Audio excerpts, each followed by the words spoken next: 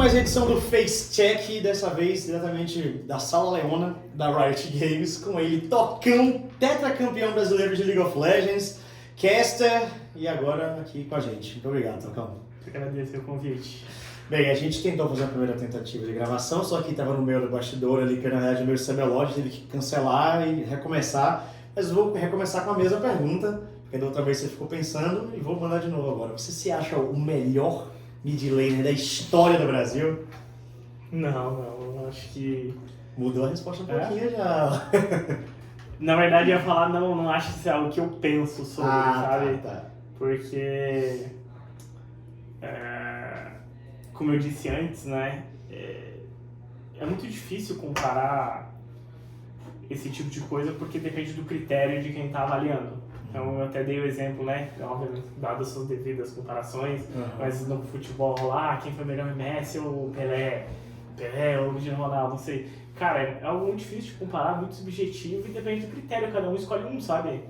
E eu acho que não existe verdade absoluta nesse tipo de coisa. Então, obviamente, eu tive meu valor nos times, na parte, acho que na parte coletiva, a parte individual, mas ao mesmo tempo eu não tive, por exemplo, a longevidade do time. E aí, o que vale mais, sabe?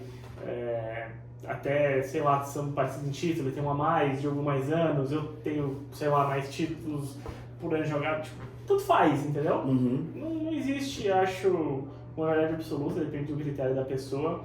Eu invejo muito a longevidade dele, acho que... Do time. Acho que, mano, incrível o que ele conseguiu fazer, de se manter nesse nível, mas ao mesmo tempo ele foi um cara que... Eu não diria que ele se manteve no nível, eu diria que ele melhorou com o tempo. Sim, bastante. Ele ficou numa progressão ano a ano ali, pouquinho, até que ele chegou nesse nível absurdo que ele tá. Então é algo que eu invejo nele que eu não consegui ter, por exemplo, e faz parte do jogo, mano. Acho que quem é melhor depende da pessoa, não é algo que eu ligo muito.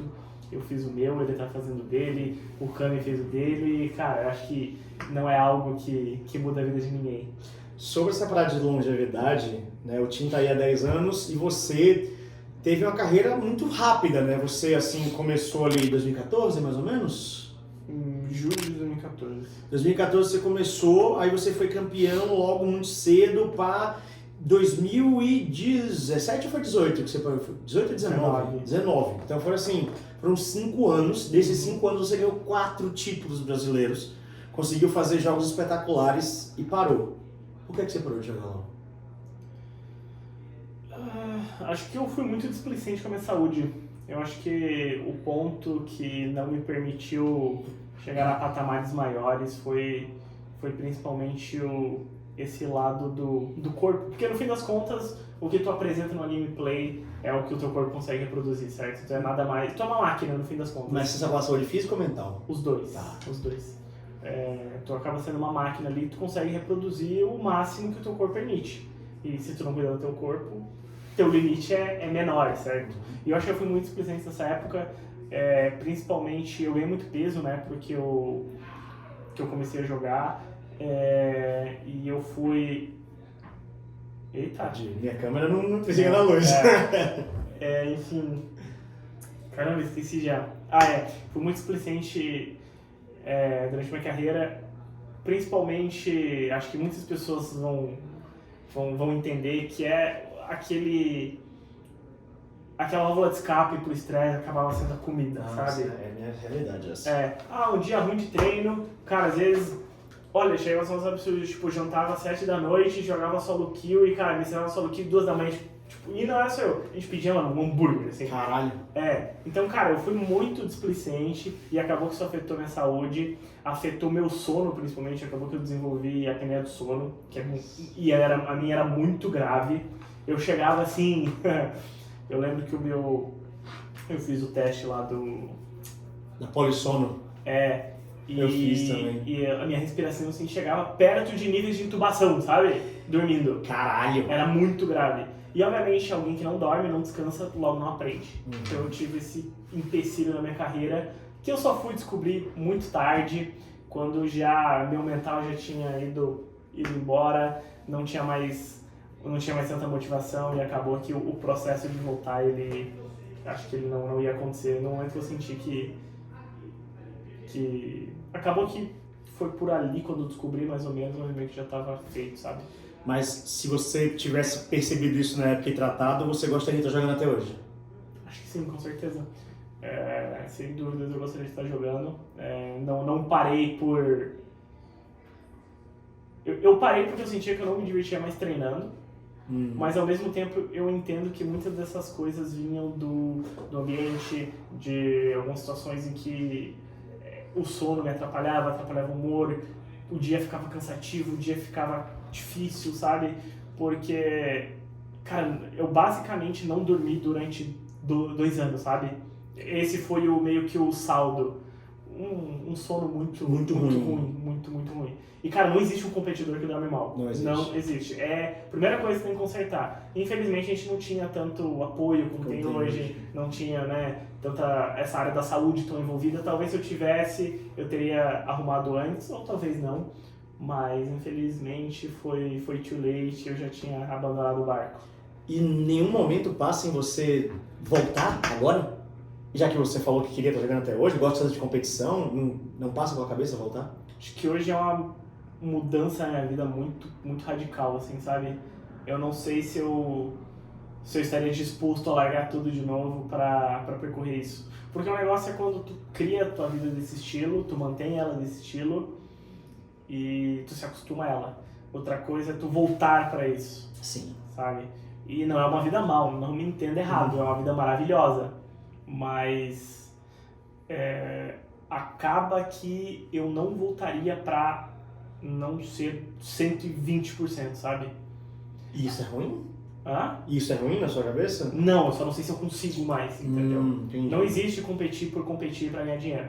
Ou entra pra ganhar ou não entra. E se eu achar que eu não consigo entrar pra ganhar hoje, eu não entraria, entendeu? E eu não sei se eu mesmo tenho a capacidade de dar a minha vida a minha performance como eu dei antes, obviamente agora seria com muitas, né, como eu posso dizer, ressalvas de como você se comportar, o que você ia viver. Isso, o comportamento não só dentro do servidor, mas fora também. Mas infelizmente acho que não tem o que fazer, não voltaria pra não ser meu 100%.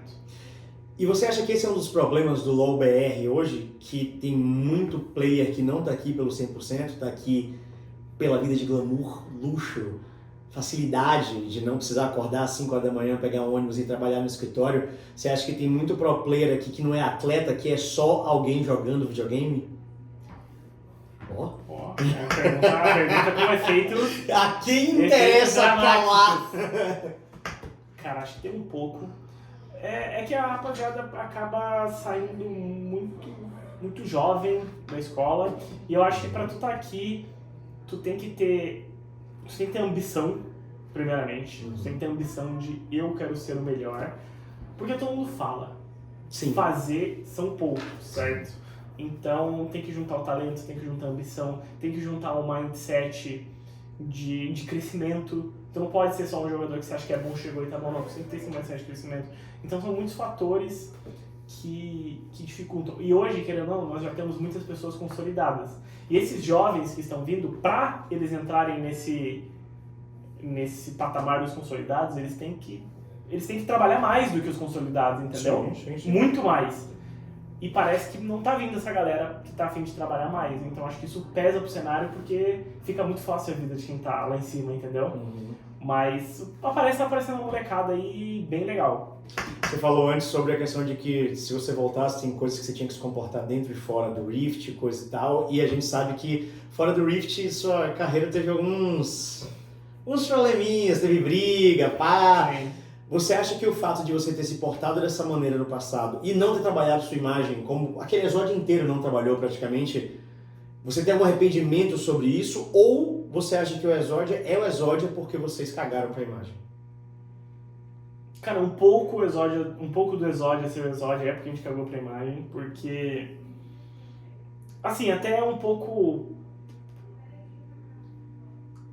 Se a gente parar pra pensar, um jogador que está cuidando da imagem... Existe um mundo, não quer dizer que existe o lado profissional. Mas também a maneira que ele se vê dentro do jogo pode ser diferente, entendeu? Como assim? Por exemplo, eu trabalho na imagem. Sim. Pô, aqui no draft eu vou ficar numa situação ruim pra mim. Talvez eu fique muito atrás. Eu não quero essa situação ruim, entendeu? Porque eu quero que a minha imagem fique boa. Caralho. E aí, entendeu? Não tô falando que necessariamente acontece, mas sempre existe esse mundo. Sim, e a gente era um time totalmente... funcional, né? Tipo assim, funcional. essa escolha vai ser boa por causa do time pra ganhar. Ninguém tinha esse problema de give up. Cara, o Micão era weak side várias vezes. Eu jogava de Karma e ficava saindo da lane pra ajudar a side lane, e às vezes ficava CS atrás pra voltar alguém na frente. Revolta te pega a galinha. Isso! Eu acabava com a minha lane, mas a Revolta pegava a galinha e ficava na frente. O Yang pegava tanque, normalmente up ruim pra dar blind, mano. Então, um pouco de não trabalhar a imagem, porque a gente realmente era jogadores no time ali, e eu acho que o fato de que a gente não tinha esse negócio de vamos trabalhar a imagem, vamos crescer, e cada um não queria crescer individualmente, também contribuía para esse coletivo que a gente tinha, sabe, de sem ter estrelas, todo mundo só ali junto, grupo fechado, e é nós, e mano, dane-se o resto. Eu acho que isso contribui um pouco para a formação do Exódio que a gente foi, mas eu não me arrependo de não ter trabalhado a imagem, eu sei que eu podia estar muito melhor agora, sem dúvidas, mas ao mesmo tempo é quem eu sou, e eu estava de acordo com aquilo. Era o tempo inteiro uma decisão de, cara, eu não quero trabalhar com a imagem, eu quero ganhar, e eu ganhei o que deu, então eu fiz essa troca e foi uma troca feita bem consciente. Uma coisa que rolou nos últimos tempos, eu ouvi muito essa frase e li muito essa frase no Twitter, no Instagram, sei lá, um monte de coisa, tweet. A galera falando que é o seguinte, eu quero saber se você concorda, meio polêmico, eu só estou replicando, tá? Não me matem. Que o Exódia foi o Exódia não por causa da INTZ, mas apesar da INTZ. Então, você acha que se vocês 5 tivessem se juntado como Exódia e um time que não fosse INTZ, poderia ter sido um projeto mais longevo, algo que poderia funcionar mais, porque você e o Revolta mesmo, quando se uniram naquele vídeo lá de react do Simon com o Butcher, falaram de vários pontos, coisas que aconteceram, até no meu podcast vocês já falaram, e tiveram vários problemas. Então, vocês acham que o Exódia e outra org teria tido mais sucesso ainda? Acho que não dá pra dizer isso, o que aconteceu era pra ser. Obviamente a NTZ pecou em alguns pontos, mas também tiveram coisas positivas que eles fizeram. Eles tomaram risco na época de trazer o Alex, que querendo ou não foi um risco, eles tinham que pagar em dólar pra esse cara. Tomaram o risco de trazer o Peter, que é uma recomendação do Alex, um cara totalmente aleatório que estava na China. Tipo, quem é esse cara? Trouxeram na época o Cláudio, que era o psicólogo, que foi muito importante que também. Hoje é o maior do cenário, né? Então foram várias apostas que eles também tomaram. Na época, até o nosso querido Diogo rodou, né? Mas a iniciativa foi deles de trazer o Revolta na época. Eles realmente viram a oportunidade e foram atrás da bronca. Então eles também têm os méritos deles. Não foi também uma conquista de um grupo só, sabe? Foi todo um coletivo. Obviamente eles pecaram em alguns pontos que já foram falados por aí, mas eu acho que aconteceu da maneira que era pra ser. E você falou do Peter e do Alex aí, que também é uma coisa muito viva nessa INTZ, nesse Exódia. Saiu até uma matéria há pouco tempo atrás, uma entrevista que o Alex deu para um jornalista, que eu esqueci seu nome, perdão, amigo. E muito se fala dessa questão de Peter, Alex, mas muito mais, o Peter ele é o cara que mudou o Brasil. Você acha que o Alex foi meio desprezado, deixado de lado, não teve os méritos que ele merecia e esquecido um pouco pela comunidade brasileira e até, não sei, pelo próprio Exódia? Eu acho que o Alex merece ter mais méritos. O que acaba acontecendo é que o gangue da Leona aqui... Essa é a sala Leona da Riot, é por isso que a gente está gravando aqui onde eu sempre gravo. Ele tem muitos méritos e o que acaba acontecendo é que o Alex não era o melhor coach em lidar com as pessoas. Não era a força dele. Tá. Enquanto isso, o Peter, ele era extremamente estratégico, extremamente inteligente, porém ele sabia tirar o máximo de cada um, sabe? Ele sabia, como eu posso dizer, ele sabia atingir as pessoas. Tipo, ele lidava comigo de uma forma, mas ele lidava com o Joxer de outra forma. E pra nós dois acabava sendo muito impactante a presença do Peter, sabe? Entendi. Porque é aquele negócio, já viu no futebol que o jogador fala que ele ia pra guerra por aquele técnico? Eu acho que é muito mais por essa relação pessoal do que o cara te ensinar a jogar. E o Peter tinha esse poder e eu acho que por isso talvez que ele é mais comentado e ele é tão tão bem falado, porque, obviamente, se a pessoa tem um impacto positivo na tua vida dessa forma, tu sempre vai lembrar dele. Mas o Alex foi muito importante, inclusive, dos 3 títulos juntos, ele passou o tempo todo com a gente. O Peter deve ter passado 20% do tempo.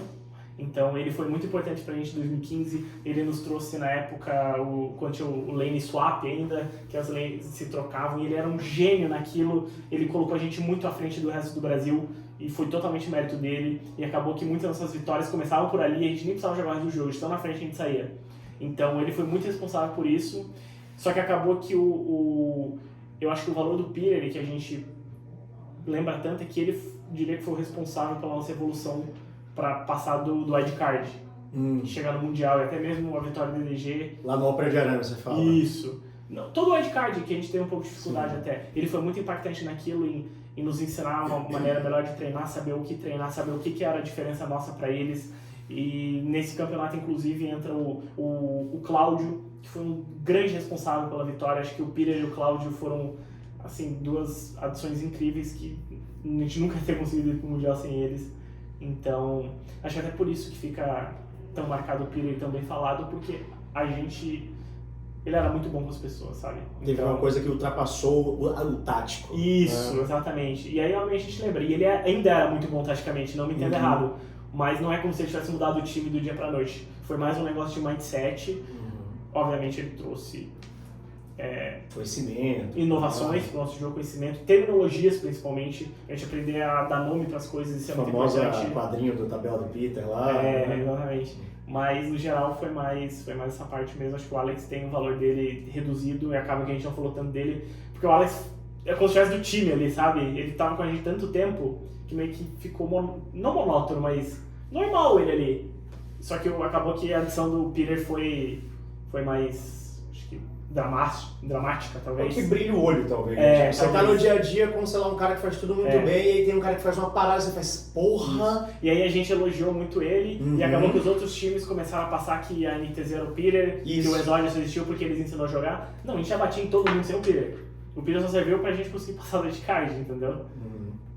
Cara, e assim, a gente falou do wildcard, vocês têm a grande conquista da EDG, por exemplo, a PEN que ganhou da CLG lá atrás, ganhou de Flash Wolves. E hoje em dia a situação no Brasil tá, na minha visão, quando a gente falar internacionalmente, a gente passa muito mais dificuldade do que passava antigamente. O que você acha que aconteceu que antes o Brasil era melhor wildcard, disparado, o resto era meio meme perto da gente, e hoje em dia a gente está brigando para ficar no meio de tabela rabeira de wildcard. As outras regiões evoluíram pra caralho e a gente parou no tempo. O que é que tem aí que a gente não conseguiu mais ser tão marcante nacionalmente como era antes? Cara, acho que a gente teve uma geração muito generosa. A gente tinha muito nome que era bom, tinha personalidade, tinha liderança. Foram inúmeros jogadores que tinham naquela época. Acabava que o CBLOL se tornava mais disputado, os times tinham que crescer mais para ganhar. E esse negócio foi gerando. E a gente tinha muito na cabeça o negócio de se provar.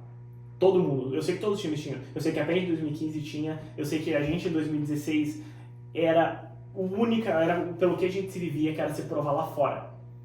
E o CBLOL para todos os times eu sentia que era mais um caminho, todo mundo queria se provar lá fora, porque a gente tava toda vez batendo na trave ali, sabe? Então tinha aquele negócio, mano, se o próximo ano for eu vou fazer história. E eu quero fazer história, eu vou ganhar pra fazer história. E a gente tava sempre nesse limite, assim, de quase ali. A PEN foi quase ali, a gente, cara, teve momentos muito bons e foi por pouca coisa que a gente já ganhou outros jogos e foi quase ali. A Kabum ganhou aquele ano da Lions, que foi onde começou a esperança, né? E o Brasil crescia a cada ano e todo mundo no wildcard respeitava o Brasil. E eu sinto que a gente pegou essa geração muito ambiciosa, com muitos líderes, e isso foi, tipo, o cenário inteiro, assim, levantou, sabe? E acaba que a gente agora tá com um CBLOL um pouquinho monótono, né? Em termos de nível. Tipo, a Loud ganha de novo, a Loud ganha de novo. A Loud sempre se acha no final. A Loud faz o mesmo jogo ano passado, esse ano, e funciona. Então, acaba que diminui um pouco essa competição entre os times. E automaticamente nosso resultado piora. Tem uma coisa que eu falo há um tempo, que eu quero saber a sua opinião, mas eu acho que eu já sei, que acho que a gente já conversou um pouco sobre isso, que é o seguinte, eu acho que uma parte, isso aqui é polêmico, uma parte da culpa do cenário estar do jeito que está, uma parte, tá? Não estou dizendo que é culpa de 100%, são dos ex-pro players que, em vez de, no momento que param de ter a sua carreira profissional, passar para um cargo dentro dos esportes que derramasse esse conhecimento, porque tem você, Revolta, né, um Mylon, um BRTT, um Camis, uma galera que, sabe, jogou muito, foi campeã, conhece muito do game, poderia ter virado um técnico, um diretor de time e pegado isso e aplicado na próxima geração. A gente perde todo esse conhecimento, é como se a gente fosse uma civilização que estivesse evoluindo cada vez mais. Na hora que a gente chega no ápice evolutivo, cai um meteoro, volta a gente a usar pau e pedra e fazer fogo com graveto, porque todo esse conhecimento que a gente tinha se perdeu pro conteúdo. Então a gente tem Ilha das Lendas, Ilha do Congo, BRTT streamando, você, Revolta, não sei o quê. Todo mundo que é foda e que é muito inteligente, que tem muito conhecimento. E aí eu vou também tirar um pouco daquela culpa agora do início, porque não é culpa, é o correto, que eu faria a mesma coisa. Vocês vão vir entretenimento porque rende muito mais, tem muito mais dinheiro lá do que vocês virarem coaches, mas acaba se perdendo o conhecimento. Eu acho que o inimigo aqui nosso acaba sendo a nossa moeda, né? Sim, porque o cenário econômico faz com que seja mais atrativo esses jogadores pararem e streamarem no Twitch, ter YouTube, patrocínio e receber em dólar. Infelizmente não tem como um time cobrir esses jogadores que são consagrados e param. Eu acho que hoje a gente não tem nenhum coach que ganha o CBLOL no CBLOL. A Lox nunca ganhou o CBLOL, né? O Kalec, Turtle, Kalec. Kalec ganhou o LEC, né? Ganhou o LCS, o Turtle. Não, eu digo como jogador. Ah, sim, como jogador? Não temos. Não temos, então, nenhum jogador até hoje que ganhou o CBLOL virou coach de um time de ponta. Então, realmente, acabou que realmente existia uma fratura, digamos assim, no nosso cenário, em que muita coisa se perdeu. Como eu falo, eu já assisto jogos do CBLOL, eu virei e falo, não, pera, mas isso aqui em 2016 a gente fazia com o pé nas costas. É o básico pra gente. Só que hoje em dia vocês não passaram, como é que né? não foi passado isso, entendeu? Então, sim, eu concordo que eu acho que isso é um problema gravíssimo, que todas as outras regiões esse processo aconteceu, sim. Mas, infelizmente, aqui a moeda foi inimigo porque o entretenimento paga em dólar e o CBLOL paga em real e não tem como os times competirem realmente. Acaba sendo um problema maior do que dos jogadores ou das orgs, sabe? É realmente a situação econômica, acho que pesa muito nesse fator. Não teria como fazer os dois ao mesmo tempo? Tipo assim, você ser um criador de conteúdo e ser um coach. Sabe, não precisa ser um coach integral. Não precisa ser o head. Você pega um Alau, você tem o Stardust e teria, tipo, você fazendo algumas coisas pontuais, tá ligado? Talvez. Porque eu acho que um dos grandes problemas, assim, aí eu comecei falando culpado só pra causar engajamento, mas não é culpado, porque eu faria a mesma coisa. Sim. Se chega hoje aqui uma empresa e fala, chefe, você toma aqui esse dinheiro pra ganhar 5 vezes o que você ganhou no CBLOL pra parar de narrar e fazer conteúdo, eu faço. Porra, vai mudar minha vida. Vai mudar minha vida. Mas é um problema do cenário, a perda dessa qualidade, sabe? Sim. Parece que a gente chega num ponto e perde tudo, né? É bem complicado, porque é aquilo, não dá pra julgar quem tomou essa decisão. E obviamente os jogadores consagrados que ganham CBLOL e que têm mais potencial de retorno financeiro optam por esse caminho. E é aquilo que eu falei também, a única parte que eu diria é que as orgs, eu já comentei isso uma vez, rolou um preconceito com quem para, como se coreano coach fosse o Deus. Um Deus e resolveria, e o cara traria conhecimento, e que o cara que saiu do CBLOL é um bosta e não sabe nada. Saiu porque ele é fracassado, né? Aí ó, eu consigo te pagar 5 aqui, mas se eu trazer um coreano eu vou pagar 20. Entendeu?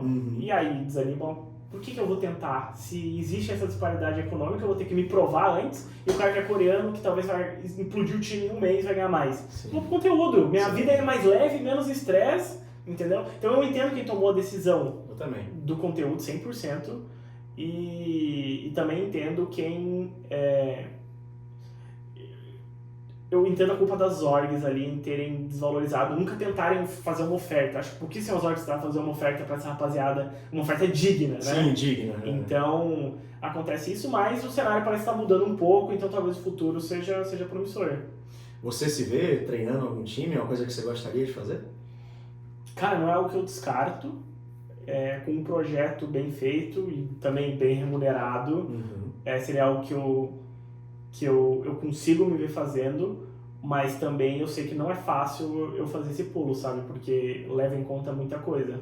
Obviamente, eu sempre tive a vontade de ser mais do lado business, sabe? Uhum. E eu sei que talvez às vezes tu é o coach, eventualmente tu pode passar do lado business, estudando diretor, e tal. alguma coisa. Alguma coisa assim. Mas nunca ficou muito claro esse caminho nos esportes, então meio que eu fui pra longe, acabei não fazendo isso. Mas como eu falei, é algo que eu conseguiria ver um dia fazendo, mas também é muitas condições para isso acontecer, mas eu não descarto. Você sente que o cenário, sabe, público, a galera, eles tratam de você de modo injusto por tudo que você foi e representou pro League of Legends Nacional? Como assim? Não te dá o devido crédito. Agora acho que tá ficando melhor porque você tá aparecendo mais. Mas antes dessa sua fase influencer, você foi meio que tirado de tipo, ele não era uma das estrelas de Exódia, né? Você, tipo, essa fama por ter brigado com o público, você não era muito citado, Sim. sabe? Você era mais um jogador. De um tempo pra cá você reconstruiu muito bem a sua imagem, mas durante muito tempo você ficou um pouco de lado. Você sente algum tipo de mágoa sobre isso ou pra você nunca se importou? Mágoa não, acho que mágoa não. É aquilo, né? A linha é muito tênue entre a genialidade e a estupidez. Mas eu sei que eu errei bastante, porém, querendo ou não, tem pessoas que sempre vão entender mais de algo do que outras, sabe? Uhum. E eu sempre soube as minhas qualidades contra o League of Legends. Então eu sempre vi coisas tipo, que eu julgava absurdas sendo faladas sobre mim, que eu não concordava. Mas também não sou eu que vou virar e rebater e tentar argumentar, entendeu? Uhum. Tipo, são coisas que as pessoas têm opinião formada e paciência. Eu não tenho o que fazer. Eu acho que o cenário como um todo desvalorizou quem aposentava. Sim. Eu acho que fica, cara, um estigma muito grande, aposentado, velho, não sei o que, como se não tivesse valor. Parou de jogar porque é fracassado. Eu digo que a maioria desses que aposentaram com 25, que tem 25 mais hoje, se não passem na pegada, eu conseguia competir no CBLOL. Quase todos. É só que realmente não faz mais sentido, entendeu? Uhum. Mas eu sinto mais esse preconceito pelos aposentados do que necessariamente uma desvalorização da minha carreira, assim. Uhum. Você mudaria alguma coisa na sua carreira? Alguma decisão que você tomou ou você faria tudo exatamente igual de novo? Cara, complicado.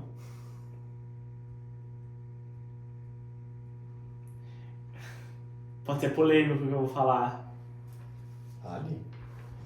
Tem uma decisão que eu tenho dúvidas, eu não sei dizer se eu faria ou não. E a Vou outra... até ver se tá gravando ainda aqui, porque eu não posso perder isso. Tá gravando. E a outra eu tenho tanto quanto certeza. A minha dúvida é se eu aceitaria a proposta da Team Liquid se eu voltasse no tempo. Essa é. Porque eu também sei os fatores que fez eu não escolher, eu tava válido na minha escolha. Uhum. E a decisão que eu 100% voltaria atrás, que é uma das poucas, eu não reuniria o Exódio em 2018. Acho que não é a primeira vez que eu escuto isso, e não só de você. Sim. Mas por quê? Cara, as pessoas mudam, Uhum. e a cabeça muda, e os objetivos mudam, e a gente parecia um coletivo inquebrável quando todo mundo tava apoiando o outro, mas quando se separou eu sinto que os focos mudaram. Uns queriam uma coisa, outros queriam outra, e quando voltou ninguém tinha, eu sinto que não existia o mesmo fogo de antes para se provar, porque a gente já estava meio que provado. Sim. Então, e durante o split aconteceu muitas coisas que eu fui saber anos depois que me desmotivaram muito, que me deixaram, tipo, cara, era muito pior do que eu pensava e eu não sabia, e eu lá todo dia tentando funcionar. Então acho que seria a única decisão que realmente eu me arrependeria. Obviamente eu gostava muito de todo mundo. Sim. E gostei de jogar com todo mundo, mas eu acho que tinha caminhos melhores pra minha carreira na época. Tocão, obrigado pela sinceridade, pela resenha. É nóis, e Tocão vai estar com a gente aí durante todo o playoff. Obrigadão por se inscrever. É verdade aí, mas a cara tá mandando muito bem. Vamos contratar permanente. Takeshi, assina a CLT, não. Valeu, Tocão.